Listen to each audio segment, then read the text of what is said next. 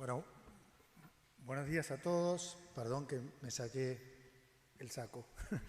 Pero, bueno, agradecer enormemente a la Fundación por la invitación. Realmente es impresionante lo que hacen.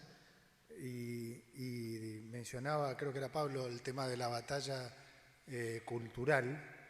Y sí, creo que eso es un punto pero fundamental. No solo es la batalla económica. El presidente siempre dice que son tres: la batalla económica, la batalla política y la batalla cultural. Y la batalla cultural es tan importante como las otras o más, porque lo que necesitamos es que más y más generaciones, los más jóvenes, entiendan que estuvimos durante muchas décadas en un modelo que nos llevó al fracaso total, ¿no? A realmente un montón de generaciones perdidas.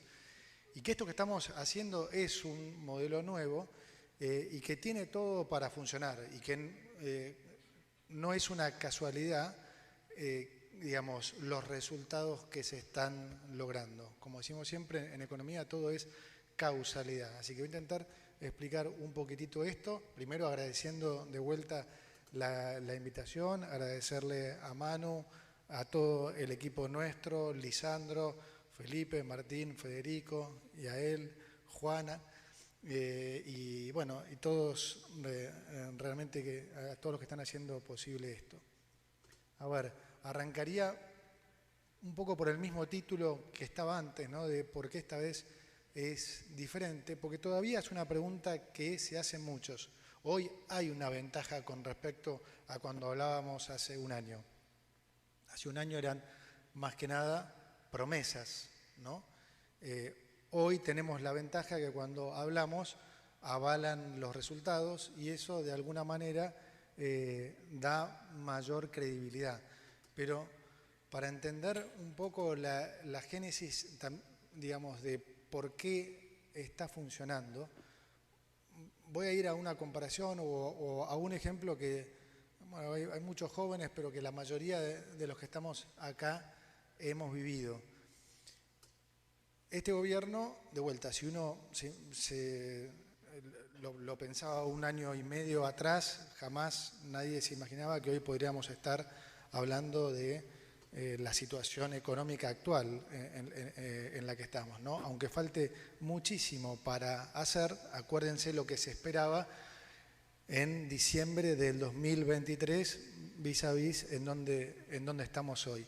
Pero veamos también la diferencia con respecto a otras crisis, y para no remontarnos tanto, yo lo pienso un poco con respecto a la salida de la convertibilidad, para marcar la diferencia de cuando hay un cambio de modelo y cuando no, y cuando una salida es producto de una crisis y otra no.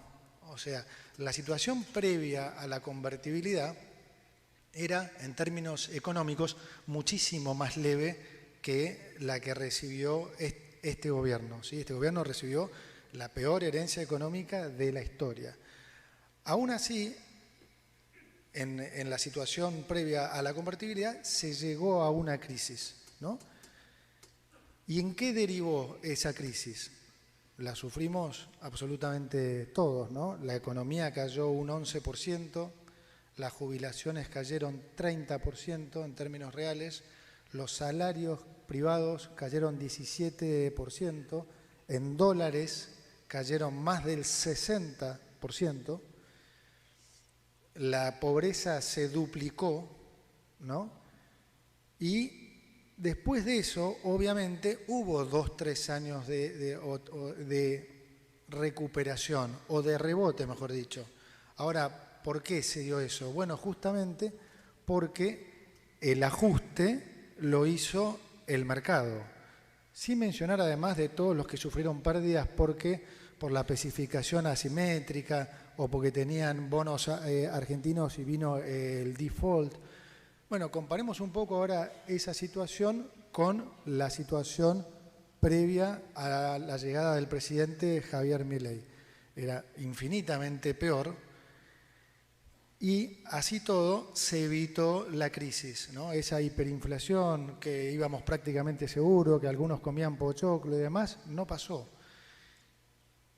Y fíjense la diferencia en los resultados.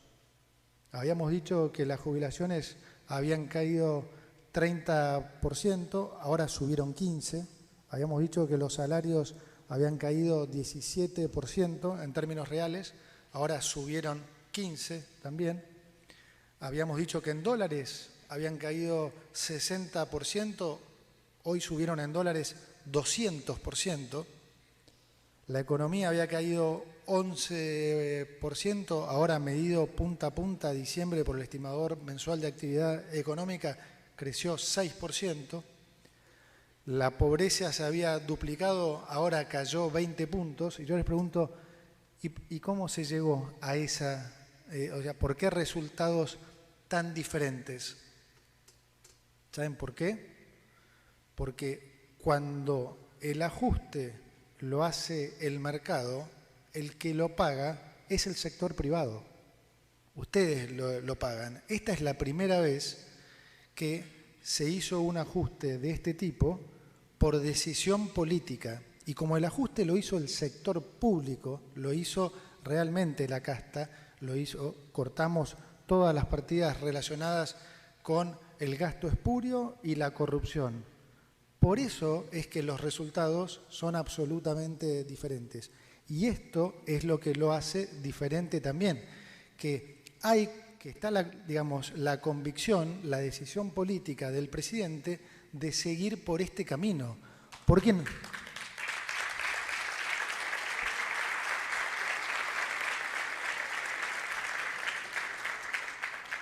¿Por qué esas pequeñas épocas donde vivimos 2, 3 años de recuperación no se sostenían?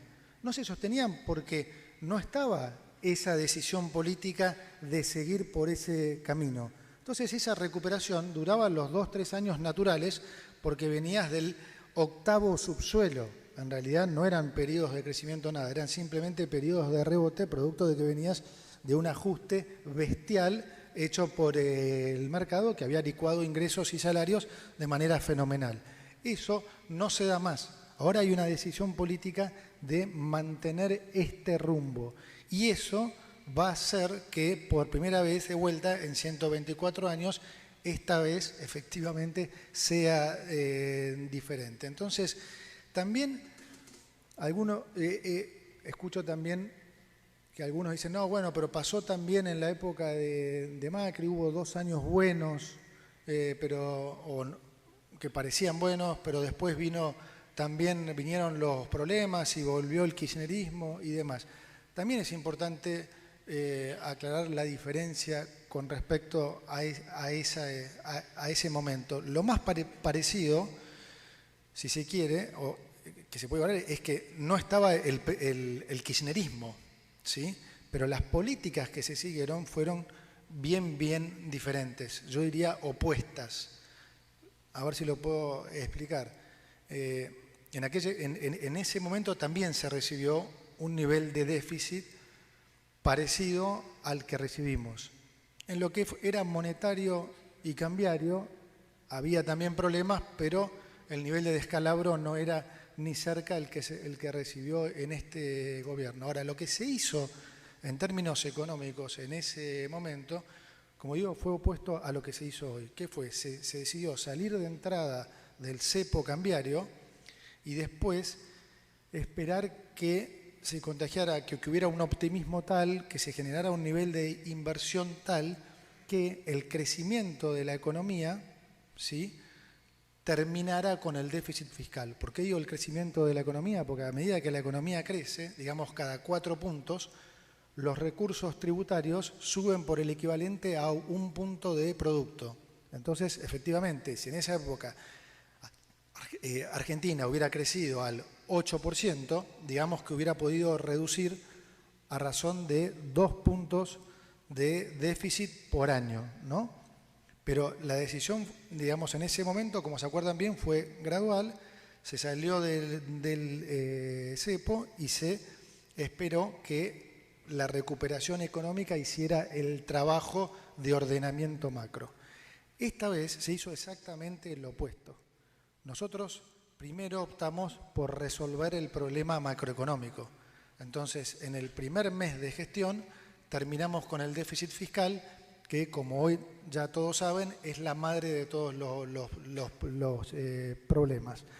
En 6 meses terminamos con el déficit cuasi fiscal, que es ese déficit que está en el Banco Central, que se llama cuasi fiscal, porque en el fondo es como el déficit fiscal, solo que estuvo financiado en vez de con deuda, con emisión, ¿sí? Arreglado esos dos problemas, digamos, fundamentales, ¿no? También combinado con la estrategia cambiaria y financiera, teníamos un programa absolutamente armónico, donde estas 4 políticas se combinaban de manera muy, como dije antes, armónica, para ordenar la macroeconomía. Recién cuando se logró eso, se fue al Fondo Monetario, pero para un acuerdo muy particular que el fondo nunca hace. El típico acuerdo con el fondo justamente es prestarle plata a un país para financiar la transición hacia ese equilibrio fiscal. ¿Se entiende? Nosotros ese trabajo ya lo habíamos hecho. Entonces, el acuerdo con el fondo vino a otra cosa, que era a recapitalizar el Banco Central para poder salir del cepo. Es decir, hicimos el camino exactamente inverso. ¿Y por qué está funcionando bien?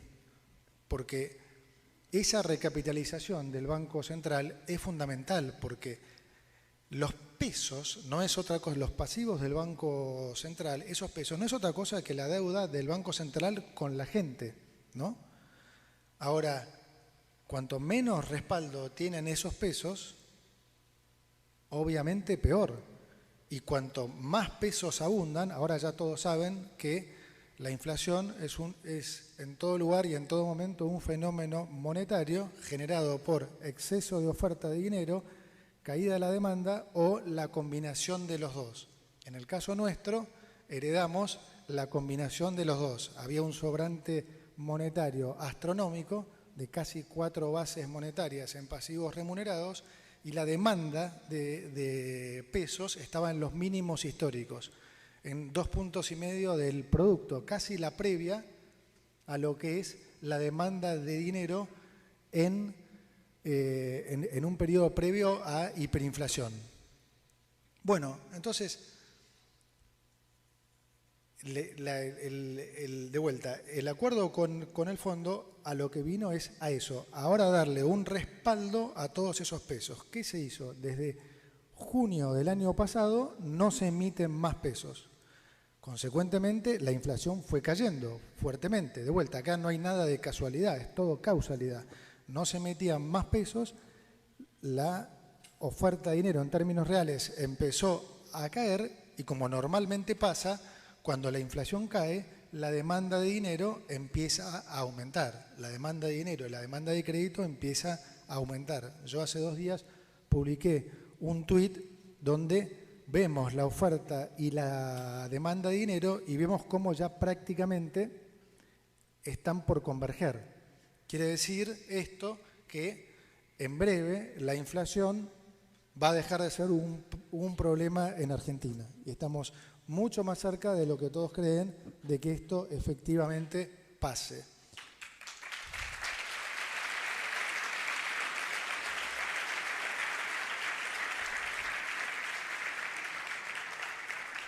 Esta segunda aclaración la hago porque es normal pensar, si uno no tiene, si alguien no lo explica, está bueno explicarlo porque es lógico pensar que, no, bueno, pero esto no pasó ya, no lo viví ya, no es lo mismo que en aquella época también fueron al fondo, entonces es una confusión lógica. Por eso yo quiero dar la explicación de qué hay atrás económicamente por la que esta vez está siendo diferente.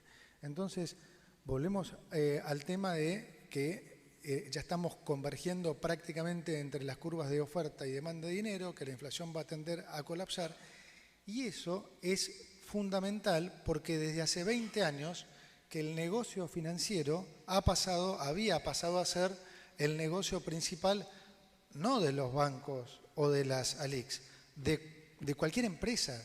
En cualquier empresa, en cualquier industria, era más importante saber manejar la caja que el invertir, ¿no? O sea, si le llegabas a errar en la posición financiera, por ahí era el equivalente a 2 años de inversión, 3, a comprar 5 máquinas, lo que fuera. Entonces, la consecuencia de eso, ¿qué es? Que no hubo inversión, que hace más de 14 años que no hay inversión en Argentina. Por lo tanto, tampoco se genera empleo, ¿no? Entonces, se generó todo este círculo vicioso en el que era muy difícil salir y en el que era tan importante terminar de una vez por todas. Y esa determinación, yo le doy, insisto, siempre el enorme mérito al presidente, porque obviamente es muy difícil de hacer. Si fuera fácil, algún otro presidente lo hubiera hecho en los últimos 124 años. En los últimos 124 años, 113 tuvimos déficit fiscal.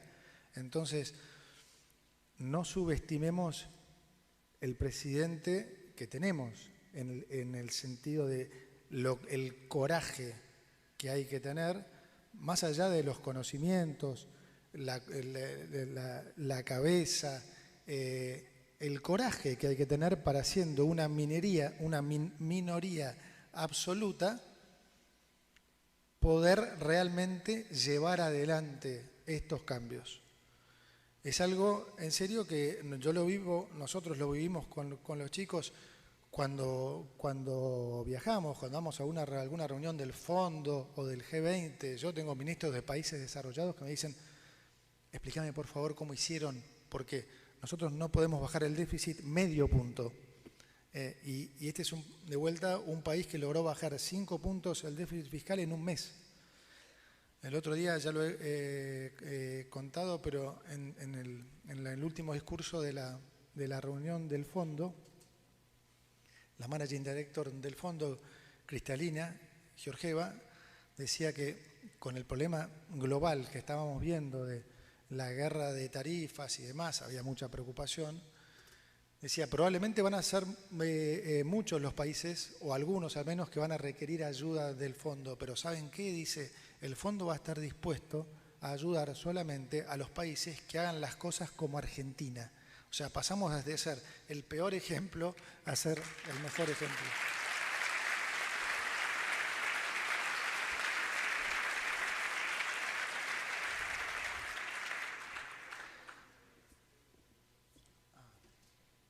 ¿Por qué también es importante detenerse un poco en esta dinámica monetaria? Gracias.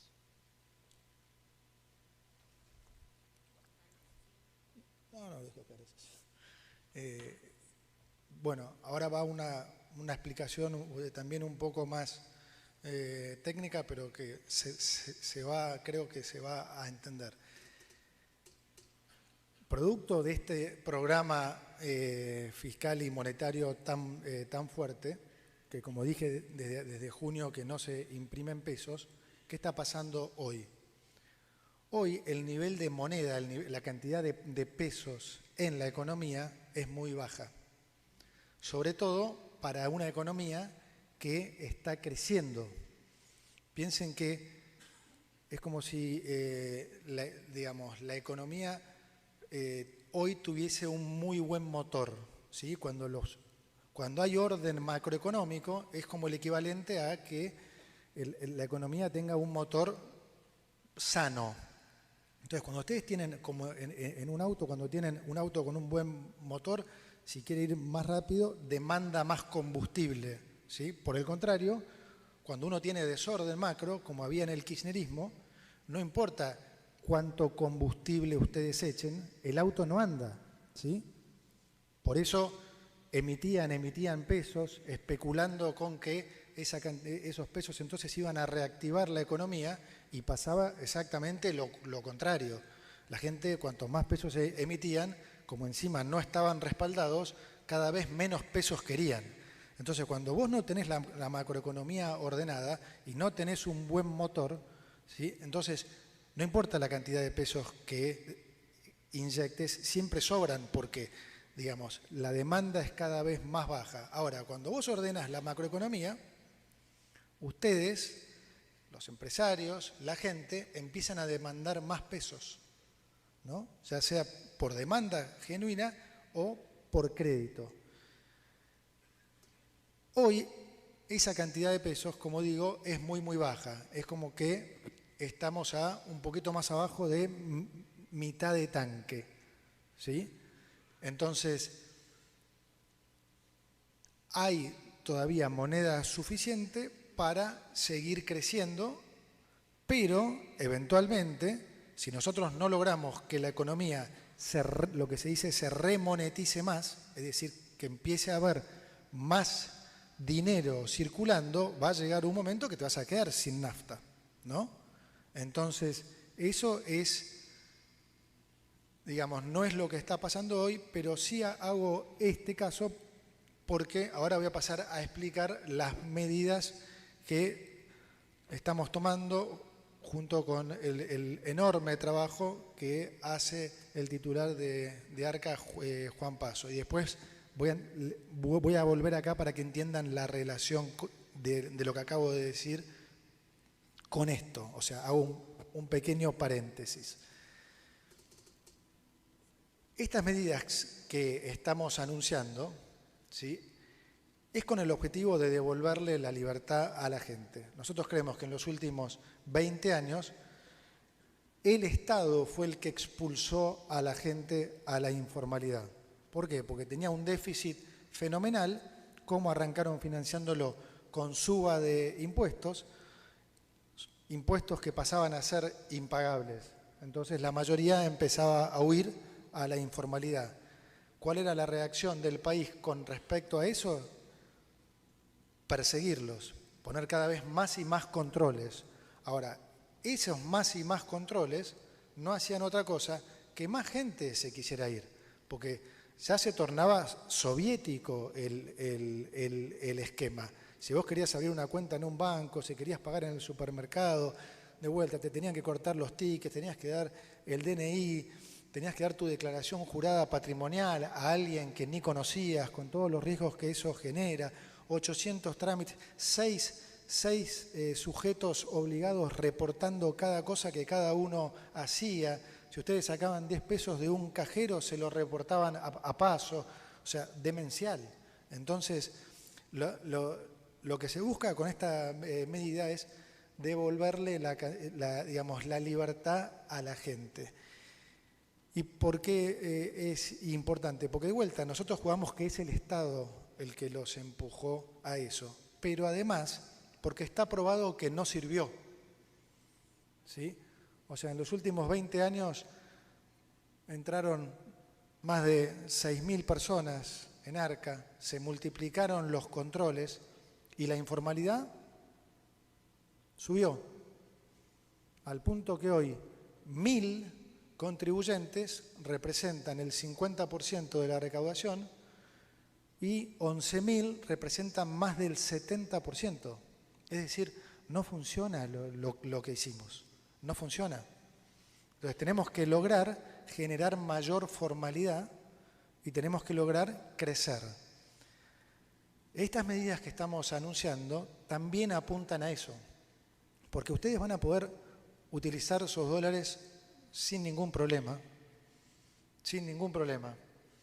siéntanse absolutamente cómodos. Entonces, eso va a generar dos cosas. Uno, que aumente la base imponible, entonces eso genera mayor recaudación, y otro, que haya mayor crecimiento. Y ese mayor crecimiento, como dije antes, también redunda en una mayor recaudación. Y si hay mayor recaudación en un gobierno que, como saben, no va a subir el gasto, sino bajarlo, eso va a implicar que cada vez vamos a tener mayor superávit. ¿Y qué vamos a hacer con el mayor superávit? Bajar más impuestos. Entonces, para ponerlo en números, si nosotros como país podemos crecer a estos niveles por los próximos 6 años, en promedio le vamos a estar devolviendo al sector privado 500.000 millones de dólares en baja de impuestos, lo que es una enormidad.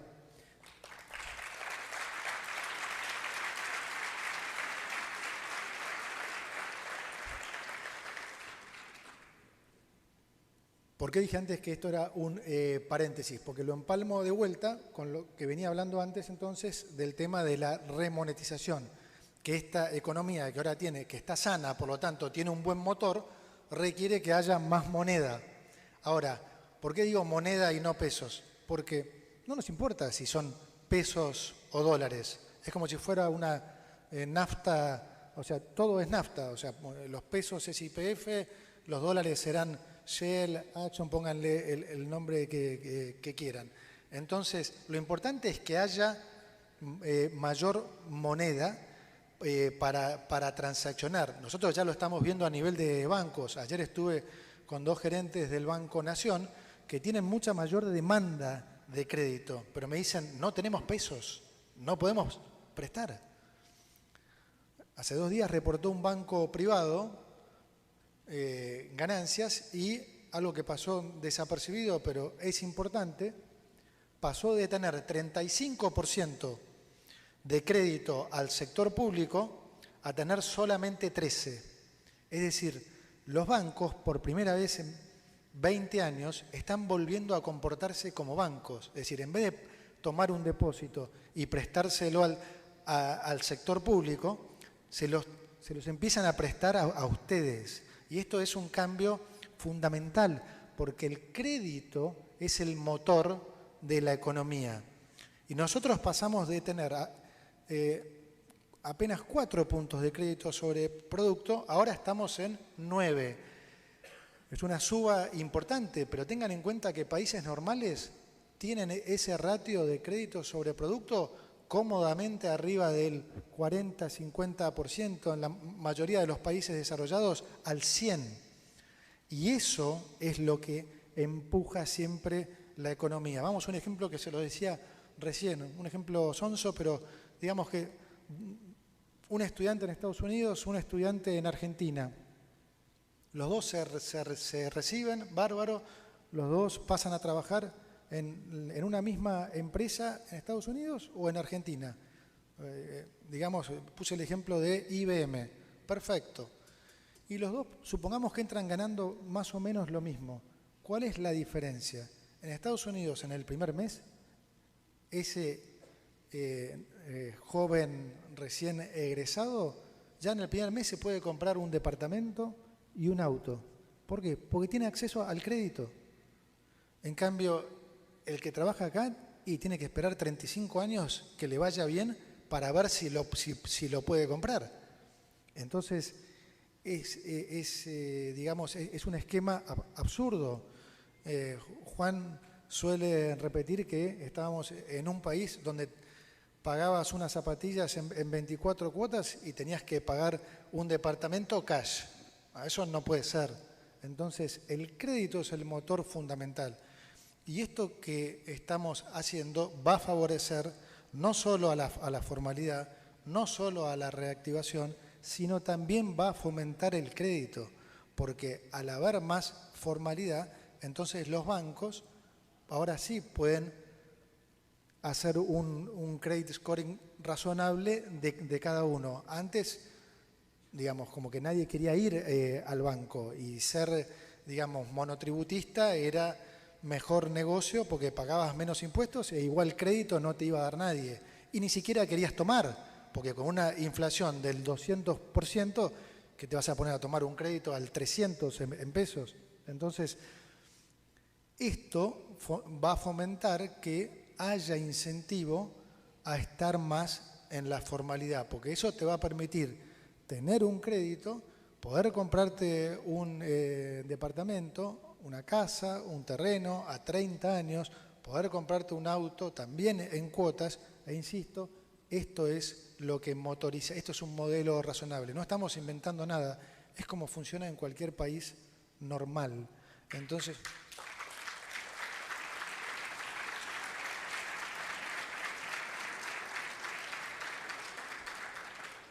Entonces, de vuelta, que que esa remonetización se produzca en pesos o en dólares debiera ser indiferente. Ayer estuve con ADEFA y les decía, empiecen a vender autos en dólares. O sea, más que nadie, ustedes tienen la oportunidad de hacer esto. Saquen los dólares. Hoy ya los bancos están pagando una tasa razonable. Realmente tener la plata en el colchón o en caja de seguridad es un muy mal negocio. Digamos, si la quieren tener como ahorro, si quieren consumir, pero también a nivel de comerciantes, empiecen a facturar en dólares. Es hasta casi más lógico que la remonetización se produjera en dólares, porque hay casi 10 veces más dólares que pesos. Esto es lo que el presidente llama, alguna vez lo habrán escuchado, la dolarización endógena. Él dice, nosotros no estamos emitiendo pesos, van a salir los dólares del colchón. Nosotros no solo no estamos emitiendo pesos, sino que estamos sustrayendo pesos, porque cada vez que tenemos superávit fiscal, sacamos pesos de la cancha. Entonces, cada vez hay más dólares, la cantidad de pesos no crece, entonces el peso relativo de los pesos es cada vez más bajo. Ahora bien, esto, como digo, es importantísimo porque entonces les da la pauta que no puede haber ningún cimbronazo cambiario como algunos siempre esperaron y demás, porque el modelo está desarrollado para que eso no pase. De vuelta, ahora hay pocos pesos que además están totalmente respaldados, al punto que podríamos ir, si quisiéramos, a una convertibilidad por debajo de 1000. ¿Sí? Entonces, esa es la diferencia fundamental. Cuando vos tenés sobreabundancia de pesos y no los tenés respaldados, el peso es lo que se deprecia. Y por eso ustedes ven subir el dólar y la inflación, porque el resto de los bienes se deprecia contra el peso. Eso genera cierta confusión, porque lo que primero reacciona es el dólar, por ser un activo financiero, y después, en general, los precios, transables, no transables, etc. Ahora, eso ha llevado también a la confusión en Argentina de que la inflación la genera la suba del dólar. No es así. La inflación la genera el exceso de pesos. Hace que el dólar suba y que los precios suban. Entonces, cuando uno mira esa correlación, dice, sí, claro, cuando el dólar sube, los precios suben. Pero no es porque el dólar sube, es porque se deprecia el peso contra todo. Por eso es tan importante entender la génesis de la inflación, la génesis monetaria. Ahora no se imprimen pesos. Entonces, no se produce eso que yo acabo de decir, ni se va a producir, porque no están los pesos. ¿Se entiende? Y esto yo machaco y machaco para contestar estas preguntas de por qué esta vez es diferente, para que se entienda que lo que pasó no es casualidad, es causalidad, ¿no? Y para que se entienda, por ejemplo, por qué estamos viendo hoy caídas nominales de precios. Hace un tiempo yo decía que, bueno, primero estaba la crítica de que en realidad el dólar valía lo que valía porque había cepo. Y no se van a acordar, pero también yo en un momento dije que en realidad lo que pasaba no era un problema de dólar, sino de que los precios estaban altos y que los precios están adelantados. Y en realidad lo que va a pasar es que el dólar va a converger al oficial. Cuando dije lo de los precios adelantados, salieron más de uno de la oposición en buen cristiano, a boludearme. Pero fíjense ustedes que es efectivamente lo que pasó. Salimos del cepo y ¿qué pasó? Por primera vez el precio del tipo de cambio ajustó de arriba hacia abajo. Y hoy estamos viendo, todos estamos presenciando bajas de precios, no de 1 o 2%, de 25%, 40%, 50%. hay muchas, hasta comercios ahora que están haciendo publicidad de lo que bajan sus precios. En las últimas 2 semanas cayeron 25% celulares, televisores, casi 50% aire acondicionados, heladeras, 25% bajó el aluminio también. Efectivamente, los precios estaban adelantados. ¿Por qué? Porque los comerciantes dijeron, van a salir del cepo y eso, y reaccionaban como reaccionan comúnmente, como dice el profe Furiase, con el chip de ajusto por las dudas. Y en realidad es no terminar de entender la lógica que hay atrás. Por eso el presidente dice, no va a pasar esto y les va a aplicar el principio de imputación de Mengel. O sea, si no bajan los precios, ya sabemos todos dónde se van a meter los productos, ¿no?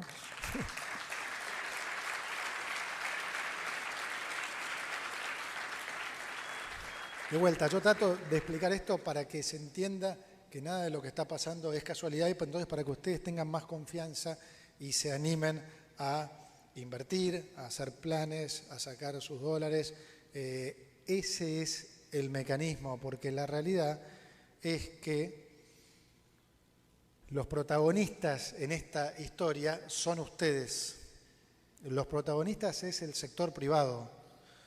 Nosotros estamos acá de paso, trabajando para ustedes 24 horas, los 7 días de la semana y con el solo objetivo de servicio público, con el solo objetivo de sentar las bases para que ustedes puedan planificar y sacar el país adelante.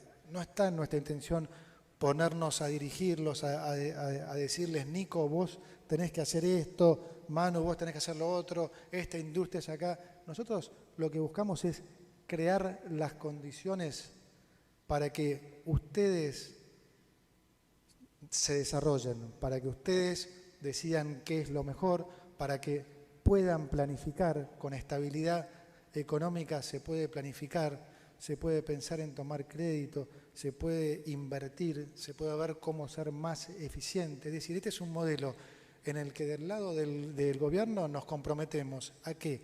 A bajar impuestos y a continuar desregulando y a abrirles paulatinamente la economía para también obligarlos a ustedes a invertir, a ser más eficientes, porque en el fondo, ¿qué es lo que queremos todos?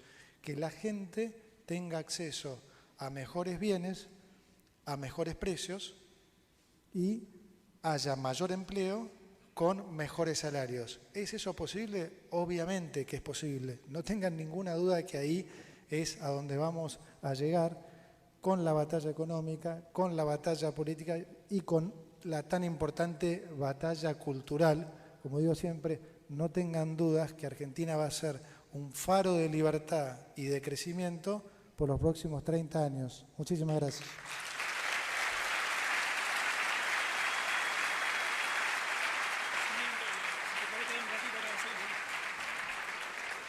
Le pedimos al ministro que se quede unos instantes aquí porque la Fundación quiere darle un reconocimiento. Invitamos al presidente de la Fundación, a José Guillermo Godoy.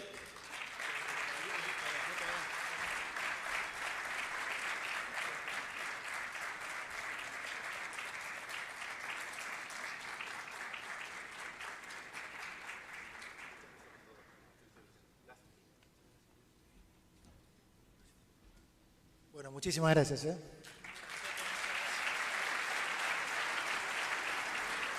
Bueno, muy bien, agradezco.